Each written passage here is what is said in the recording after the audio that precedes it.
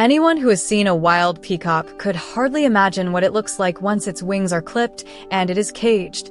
This beautiful creature paces back and forth in a grand villa, its feathers dazzling to the point of being almost blinding, thanks to the wealthy and comfortable life it leads. As a prized possession bought at a high price. Is it free? Is it happy? Can it still fly? No one cares. And no one needs to care. The best and worst 11 years of her life were just like that peacock. And the one who clipped her wings had eyes that were as clear as a winter lake, yet equally deep. He said, "Stay by my side, and I can give you everything you want, except the title of Mrs. One." That was in 1993, when she entered his world, fleeing together with him amidst a crowd of 20,000. He said, "It's a pity, no matter where your heart belongs, you will live and die here." That was in 2008, when she was declared dead in this mansion, which at the time was as grand as a palace. In present-day Hong Kong, the city is crammed with towering skyscrapers, many resembling toothpicks piercing the clouds. By 2013, housing prices had soared to as much as $120,000 per square meter. The reason I moved into this unbelievably beautiful house with a large garden was because of Miss Liu. Miss Liu was a former schoolmate of my mom's. She lived alone in the attic of our old house. No matter what time of day it was, she always wore a simple silk scarf wrapped tightly around her head and neck, covering most of her face, leaving only her eyes exposed, eyes that were ethereal and stunning.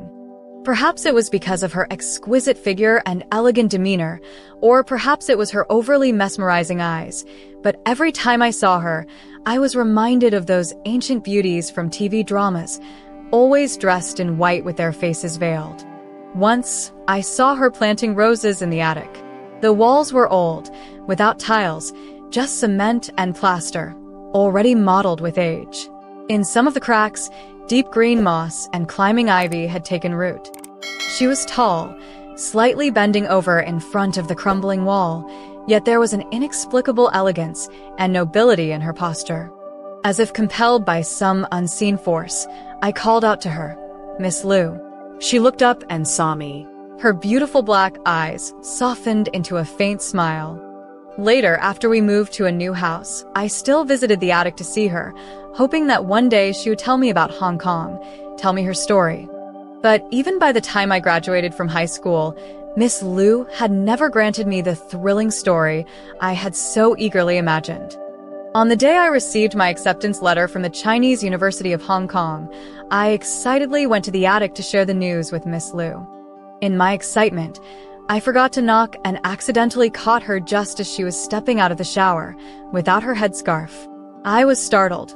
Her face was covered in scars. I quickly apologized, but Miss Liu didn't seem to mind. She smiled and didn't explain the scars on her face. Instead, she handed me two things, an address and a set of keys. "If these keys still work, you can move in." "I'll write to you," she said. I never expected the keys Miss Liu gave me would unlock such a magnificent mansion. On my first night there, I turned on all the lights in the house. They illuminated the luxurious, spacious hall, the winding staircase, the art-filled walls, and the various priceless decorations, making everything sparkle brilliantly. I couldn't, for the life of me, connect the Miss Liu who lived in the old attic to all of this. I had so many questions, but I was also filled with an odd sense of excitement and thrill.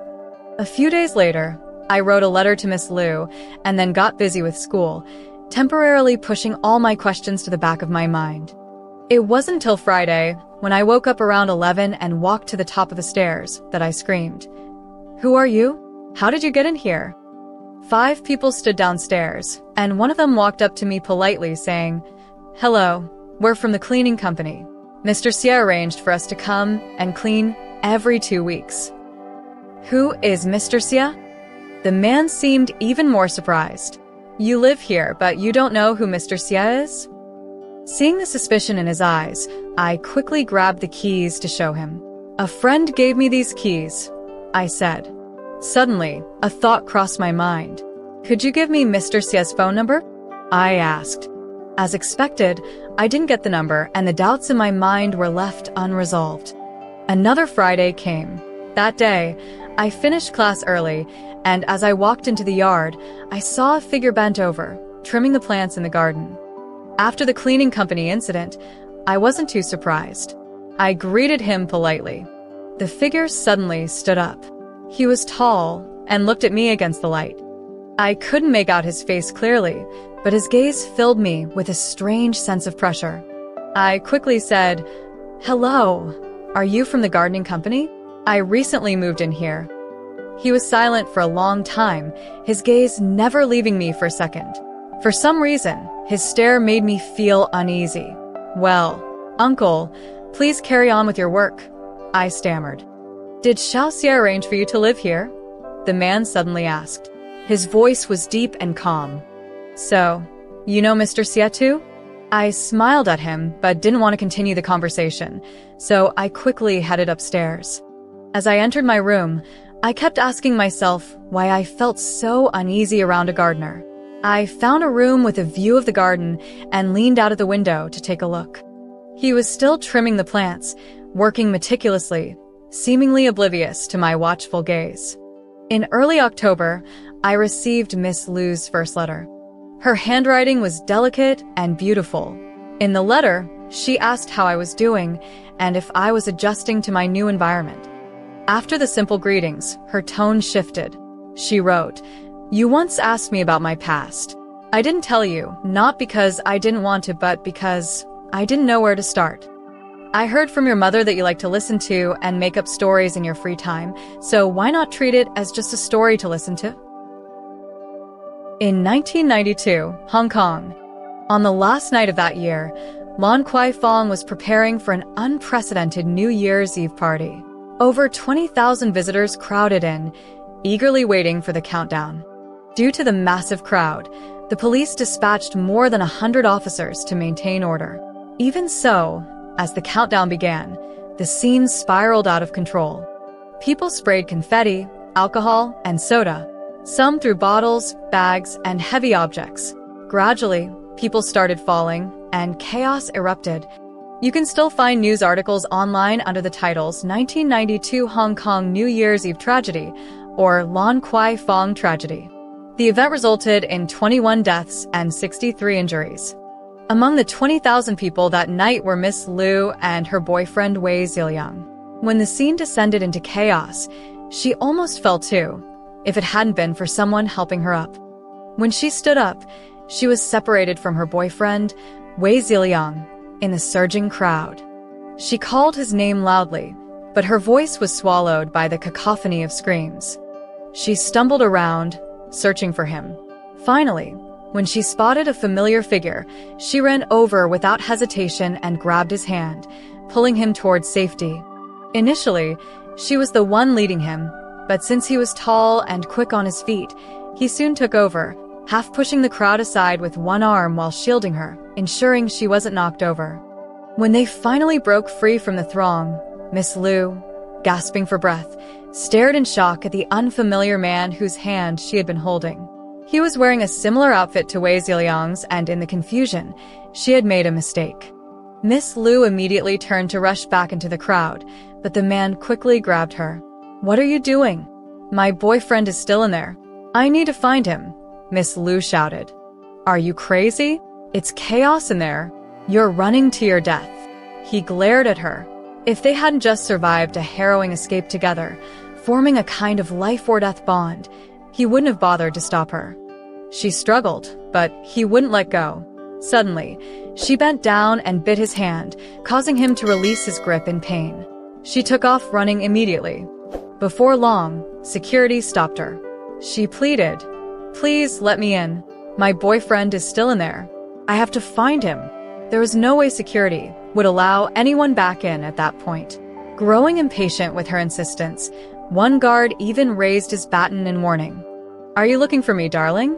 A pair of arms wrapped around her, pulling her into a tight embrace. The man's hand, still bleeding from the bite, held her, but he smiled at the security guards, saying, "I'm sorry. My girlfriend was just too worried about me. Sorry for the trouble."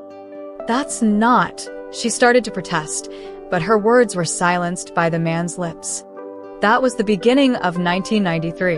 The skyscrapers of Lan Kwai Fong towered overhead, the city's night sky glittering brightly. Huge, colorful balloons floated in the air.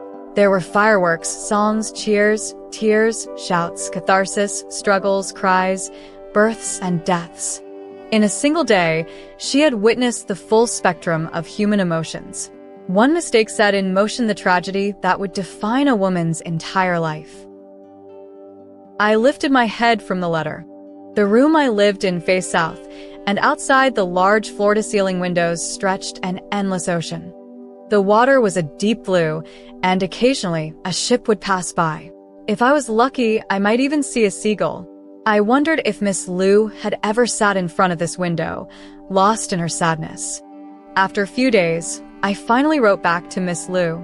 In my reply, I didn't ask about the man or Wei Ziliang, even though I was curious about what had happened next. But I figured that what she needed was just to tell her story, like speaking into the void, not to be interrogated. In my letter, I wrote, "I'm doing well here. The house is always well maintained, and the garden is filled with roses of all colors. There's a gardener here, who is quite peculiar." Speaking of the gardener, I saw him again 2 days later. He was wearing an apron and gloves, trimming the roses in the garden. As I walked past, he called out to me, "Hello, miss. May I ask your name?" This time, he didn't stare at me, which made me feel less uncomfortable. I walked over to him and said, "My name is Fong Zhou, like the Ark from Noah's Arkansas." "Good name," he said. "What about you? What should I call you?" I asked. "You can call me anything you like," he replied. "Well then, how about Uncle Rose?" "It's short for Uncle of the Roses," I suggested. He didn't seem to mind. Instead, he asked, "Last time, you mentioned you just moved in. Did you just arrive in Hong Kong?" "Yes, I just got accepted into university here this year." "Living alone in such a big house, do you feel lonely?" he asked. "A little," I admitted. "But I'm just staying at a friend's house. I wouldn't dare invite classmates over without her permission." After a pause, I added, "Uncle Rose, do you happen to know Mr. Xia? Could you give me his number?" He froze for a moment, probably because his job prevented him from sharing such information. I quickly said, "It's fine. Don't worry about it if it's too much trouble." But to my surprise, he said, "I'll give it to you." Shortly after, I received Miss Liu's second letter, which came so quickly that I suspected she hadn't even received my reply yet. Perhaps she really just wanted to talk about those memories, like a conversation with herself. The man's name, as refined and cultured as he appeared, was Wenjun. That night, Miss Liu was dragged into Wenjun's car and driven straight to the hospital. He practically threw her in front of the doctor with a mocking tone, "Check if she's got something wrong with her brain." The doctor, a friend of Wenjun's, glanced at Miss Liu, but focused on Wenjun's hand with a knowing smirk. "So, you called me in the middle of the night just because a woman bit you?" Wenjun snapped, "Cut the nonsense. She's injured her foot too. Look at it while you're at it." Miss Liu was startled. How did he know about her foot injury? When she had twisted it earlier, she was so desperate to run back into the crowd that she hadn't even noticed the pain. That night was a torturous ordeal. After the hospital visit, Wenjun drove her back to school. She had wanted to walk on her own, but he didn't listen. Miss Liu didn't return to her dormitory right away. Instead, she went to the boys' dorm to look for Wei Ziliang, but he hadn't come back. Miss Liu waited outside the dorm all night, her body aching, but her worry for him was stronger than any pain. The next day, the news of the Lan Kwai Fong tragedy was all over the TV and newspapers, listing the number of casualties. Thankfully, Wei Ziliang's name wasn't on the list, and she breathed a sigh of relief. But then, she noticed another familiar name on the list, Wei Ziliang's childhood friend. Miss Liu had met the girl a few times. They weren't close, but after surviving such a terrible night together, she decided to visit the girl in the hospital. What she didn't expect was to see Wei Ziliang in the girl's hospital room. Yes, she had risked her life running into chaos for him, spent a sleepless night worrying, only to find him holding another girl's hand, smiling down at her with tenderness. She stood at the doorway, trembling uncontrollably, dropping the fruit basket she had brought. Wei Ziliang turned around, his lips moving as if to call her name, but no sound came out. They stood in silence for a minute, facing each other. In that minute, he never let go of the girl's hand, and Miss Lu understood everything. His eyes and actions told her what his heart had already chosen. Miss Lu bent down, picking up the fallen fruit one by one. Her heart ached so badly, and she was filled with hatred. She wanted to swing the basket at his head, but instead, she quietly placed the basket in front of them and left without a word. It wasn't until she crossed the street outside the hospital that she collapsed to the ground, crying uncontrollably. At that moment, a car pulled up in front of her. The tinted window rolled down slowly, and a man wearing sunglasses stepped out. He handed her a business card. Hello, miss. I'm a talent scout. I've been observing people crying all day, and yours is by far the best. Would you like to audition for a role? In 1993, Miss Lu was not yet 20 years old. She was still a naive girl, and with a heart full of spite. Asterisk, I'll show you asterisk. She thought, I'll become someone amazing, someone you'll regret not choosing. She wiped away her tears and got into the car with the man. The audition went well, and they offered her a contract right away. The contract was in traditional Chinese characters. Her eyes were swollen from crying, and her mind was in turmoil, so she barely skimmed through it before signing. That same afternoon, during a photo shoot, they pressured her to undress.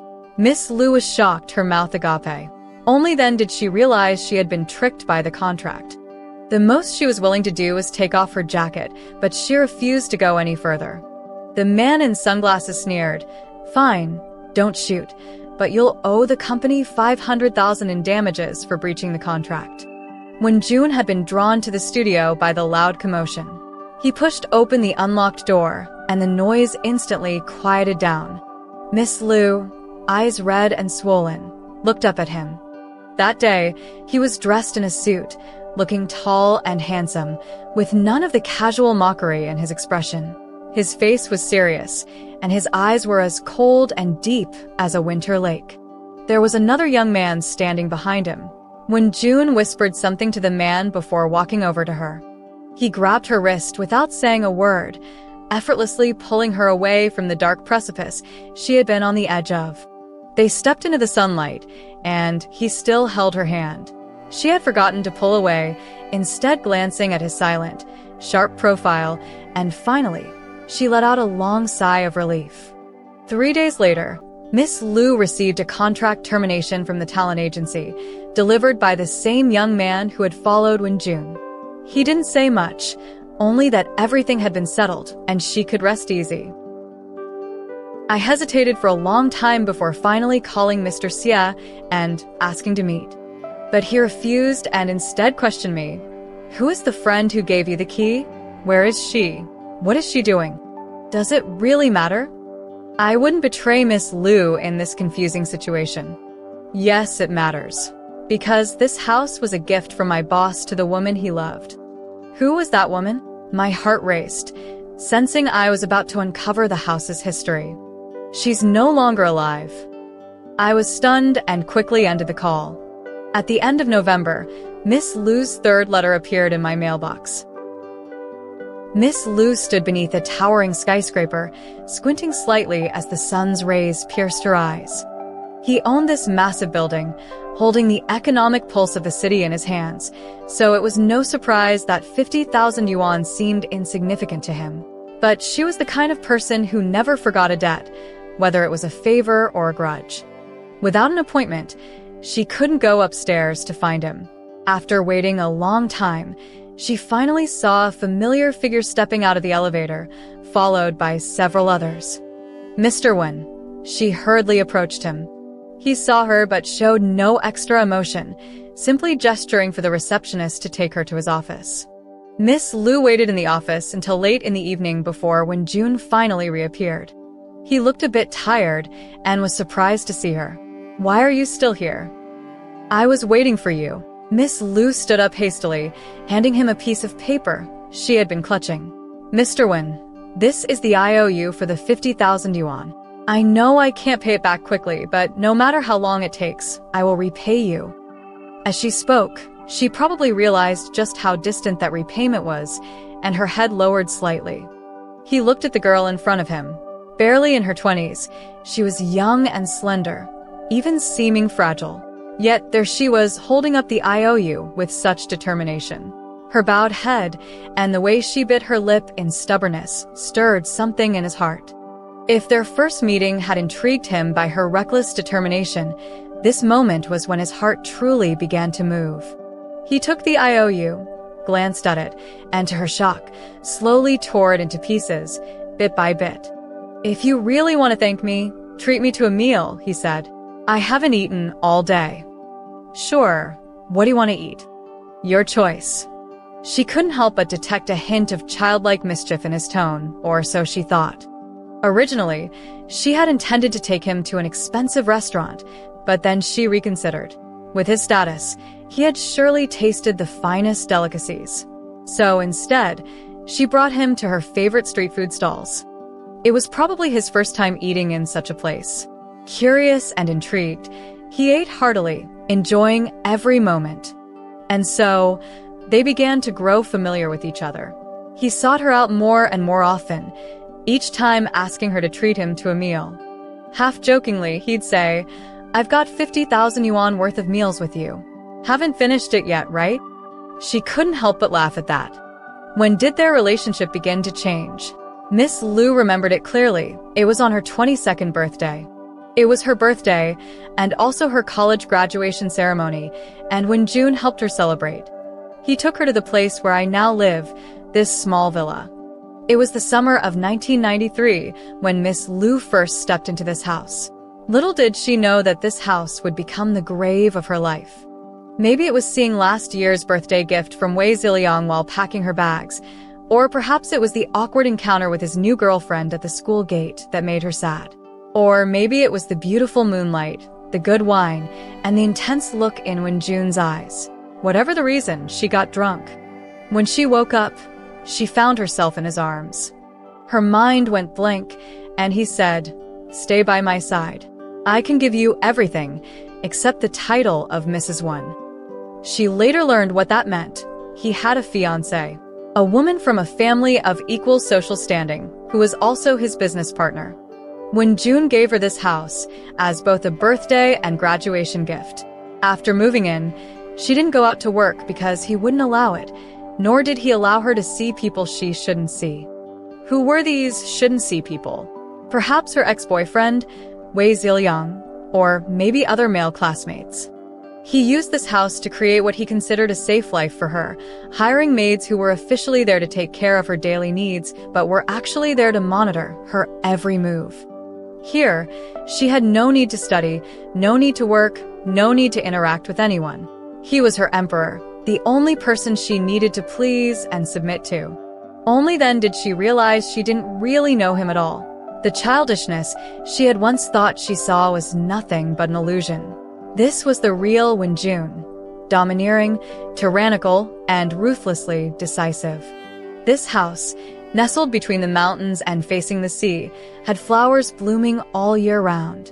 In the spring, Miss Lu had the expensive flowers in the garden replaced with large beds of roses, her favorite. At some point, tending to the garden became her one source of joy during the long, lonely hours when June wasn't around. On good days, she would go to the kitchen to make rose tea cakes. The cakes were delicately beautiful, but there was no one to savor them. Later, Miss Lu learned how to brew coffee. June didn't like sweets, but was particularly fond of the coffee she made.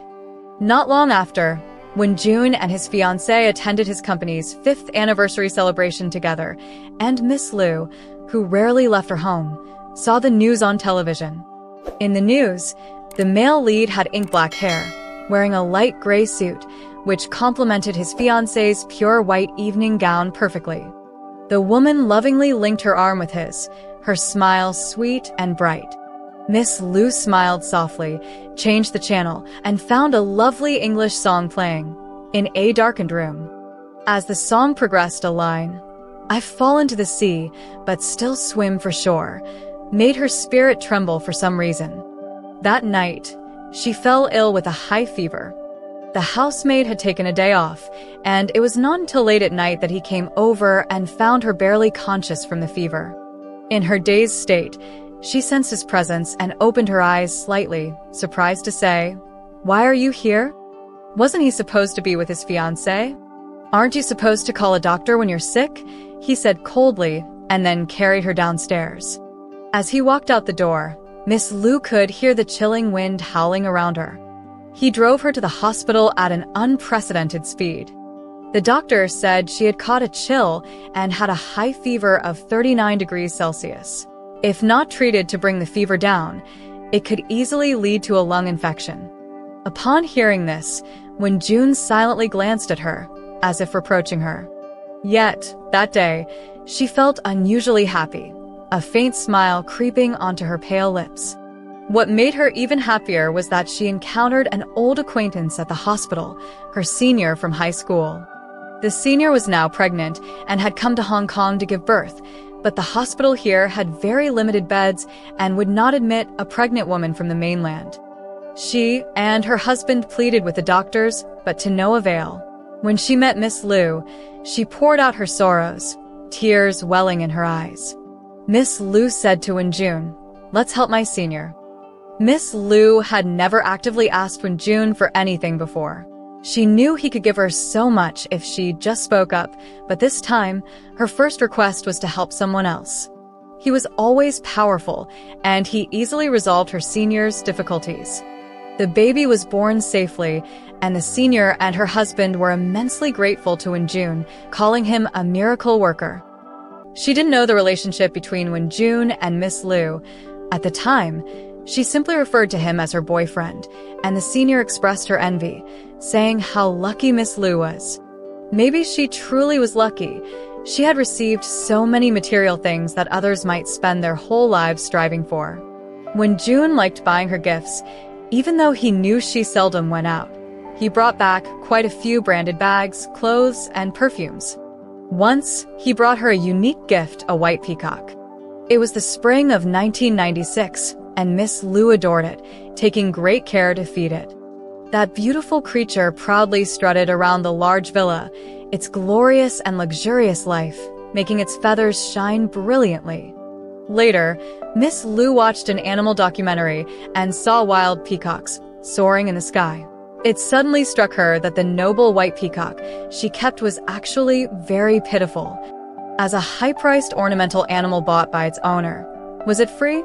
Happy? Could it fly? No one cared. And it shouldn't matter. That same year, Wei Ziliang married that girl. If it weren't for Wenjun actively telling her this news, she would have almost forgotten about Wei Ziliang. The once painful memory was now fading away, and time had finally healed her heart, which had been wounded for love. Because she no longer cared, she could calmly ask him, "Are you going to accompany me to the wedding?" But he suddenly looked unhappy. "Are you still thinking about him? Want to see him?" She wanted to say no, but when she thought of this man in front of her, who had never truly belonged to her, how could he demand her heart to be wholly his? Since that was the case, why should he expect her to be entirely devoted to him?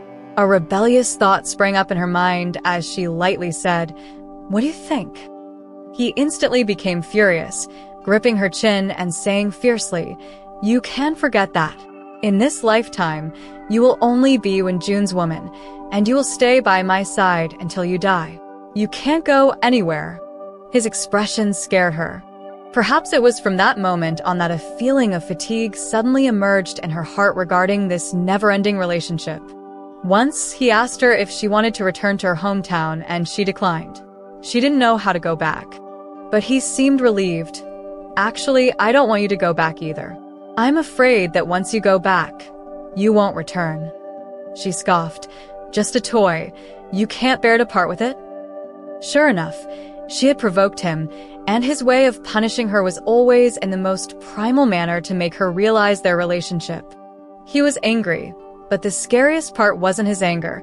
It was that Miss Lu discovered her own change. All these years, she had long ceased to be that impulsive girl who agreed to stay with him. She felt she was slowly relying on him, not just materially, but also as a mental support and desire. Books say that what she experienced was love, but she didn't even know when she had started to love him. She was like the peacock she raised, unknowingly having her wings clipped by the very person who had brought her into captivity. When Mr. Chang came back, I told him, "All the roses in the garden have withered." Mr. Chang said, "We'll plant roses again next year." I recalled how much Miss Lu loved roses and asked, "Mr. Chang, you've worked at the gardening company for a long time, right? Do you know the previous owner of this place?" Mr. Chang replied, "I do know her. The lady of the house was very beautiful. Oh, I have a photo of her." He took out a photo from his pocket, and the woman in the picture had enchanting eyes, rosy lips, and a smile that could rival any movie star. I recognized those eyes. They belonged to Miss Lu. So, Miss Lu was once so breathtakingly beautiful. No wonder someone like Wen Jun would want to keep her. Just as Mr. Chang was putting the photo away, I suddenly noticed the back of his hand. Since he always wore gloves while pruning the roses, I had never paid attention to his hands. Now, I could see a faint mark on his hand, like a bite mark. "You are Wen Jun," I exclaimed in surprise. "You know my name?" He didn't seem surprised at all, and looked at me calmly. The last letter from Miss Lu arrived at the end of this semester. This time, there was a pure white peacock feather tucked into the letter, and the timeline in the letter had reached the year 2002. In the spring of 2002, Miss Lu hosted an unexpected guest at this house, Wen Jun's fiancé. It turned out that over the years, this woman had always known about Miss Lu's existence. They never got married because she loved him so much that she stayed by his side for many years as a mere ornamental fiancé. She looked at Miss Lu without anger, splashing water on her or striking her. Instead, her gaze was filled with a subtle mockery and even a hint of pity. She didn't say much, only revealing to Miss Lu a distant event. In 1993, outside a certain hospital, Wen Jun arranged for a so-called talent scout to take away a crying girl. Miss Lu remembered the white peacock Wen Jun had given her and asked him, "Will it fly away?" "It can't fly," Wen Jun said confidently. "I've had its wings clipped." Yes, he had also clipped her wings, assuring himself that she wouldn't be able to escape. After nearly a decade by Wen Jun's side, that was the first time Miss Lu genuinely felt the horror of that man. What kind of person could sever someone else's way out while pretending to be a kind savior? For those 10 long years, Miss Lu, misled by his seemingly gentle demeanor, mistook the cage for warmth. But now it was too late. Her heart, which arrived late, had already fallen into the trap. She was like a beast caught in a hunter's snare, powerless to fight back, only wishing to escape. But how could she escape? A person with such strong controlling desires would never allow her to leave his grasp. It proved that running away was merely a fantasy. Miss Lu devised many ways to leave. Several times, she successfully tricked the servants, thinking she could escape from this luxurious prison, yet he always managed to find her. The closest she came to success was when her flight was about to take off. He had the power to make everyone on the flight wait for him. He threw her roughly onto the sofa, his voice low and icy enough to freeze the vast room. "Lu Yingying, no matter who your heart is set on, you can only grow old here." She gazed at him with her large eyes, not speaking, merely looking at him as if wanting to engrave his image onto her soul. 5 years quickly passed. Those 5 years were summarized in a sentence in Miss Lu's letter. "I imagine that must have been an agonizing time. Nothing devours a person's heart more than the entanglement of love and hatred." In 2008, during the first season of The Roses Bloom, Miss Lu, dressed in white, jumped from the 3rd-floor window. When the incident happened, Wen Jun was on a business trip, unable to receive the news. Upon returning, he learned that she had not survived. He refused to believe the news and insisted on seeing her body, but the doctor said her face was too disfigured from the fall. The doctor was his friend and feared that he couldn't handle it, so he only showed him the police photos of the scene. He covered his face, releasing muffled sobs. Her name was Lu Yingying. In the spring of 2008, everyone thought she had vanished from the world, including her family far away in the mainland. In fact, Miss Lu miraculously survived.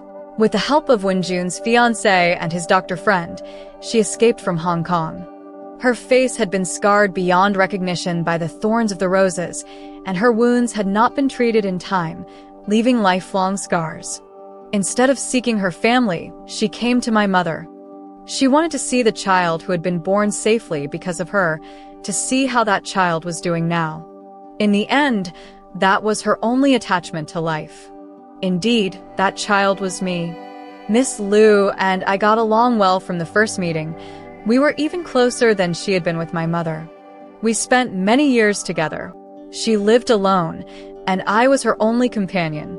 On the eve of my departure for school in Hong Kong, she handed me a set of keys and a property deed. The house had been bought by Wenjun in her name. She had once desperately wanted to escape from it, but now she was grateful that Wenjun had at least left her a place to live freely, because beyond that, she had nothing else to give me. She hoped that in the unfamiliar Hong Kong, I would have a place to stand, not looked down upon or bullied, just like she had wished for herself back then. She wanted me to live my life safely, joyfully, and without restraint. In the letter, 2 sentences were directed at Wenjun. Do not trouble Feng Zhou, and I cannot be your only one, but I wish to be the one you can never have. In the end, she asked me to give the peacock feather and this letter to Wenjun. However, as I read the letter, I suddenly felt a chilling sense of finality. Holding that letter, I stumbled outside, desperate to find Wenjun, but I had no idea where he lived. I stood on the streets of Hong Kong in winter, feeling lost and confused. Wait. Mr. Xie. I took out my phone, my hands trembling as I pressed the keys. The call connected, and when Mr. Xie heard I urgently needed to reach Wenjun, he helped me get through to him. As soon as I heard Wenjun's voice, tears welled up in my eyes and I choked out. Miss Lu, she. Feng Zhou? Is that you? Where are you? Wenjun and I rushed back to my hometown as quickly as possible. Miss Lu's attic was spotless, with none of her belongings left behind. Only a pot of blooming roses stood on the balcony. Wenjun stood by the weathered wall, covered in moss, lost in thought. His face was serious as he murmured, "She lived here for 10 years, choosing this rundown place over staying by my side." I looked at him and said firmly, "No matter where she is, her heart will always be with you." His silent face was etched with pain. Silver hair already adorned his head, and wrinkles marked his face. I didn't know how charming and handsome Mr. Wen used to be in Hong Kong, but I knew the man before me had aged. When my mother saw me, she understood my intentions immediately. Hesitatingly, she finally told me that Miss Lu was gone. Since I went to school in Hong Kong, my mother often visited the old attic to see her. The last time she went, she found that Miss Lu had moved out. All that remained was the pot of roses, with a note underneath saying she had rented a boat to drift down the river to her death.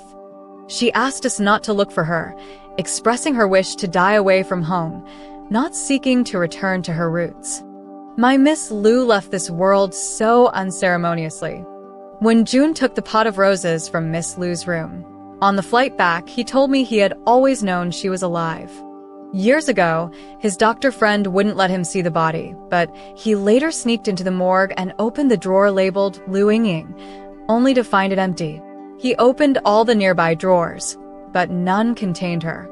However, he didn't pursue it further because she chose to escape him in such a tragic way, even to the point of death.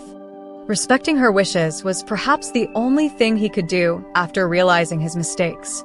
His greatest error in life wasn't meeting her or trying to keep her by his side, but knowing her well and failing to make her the only one in his life. What he wanted to give her was not a house, but a wedding, a lifetime of vows, and an eternity together. But what if don't exist in this world? After returning to Hong Kong, the first thing Wen Jun did was transfer the house into my name. He asked me, "Feng Zhou, can I still come to your house to trim the garden?" I replied, "You can come anytime." But Wen Jun went back on his word. He never came to help me with the garden, and I learned from the newspaper that on December 31st, 2014, billionaire Wen Jun suddenly died of a heart attack in his luxury car. The scene showed no signs of a collision. No one remembers that on this day, 22 years ago, a tragic New Year's Eve incident occurred on that very street in Lan Kwai Fong. It was there that he first met her,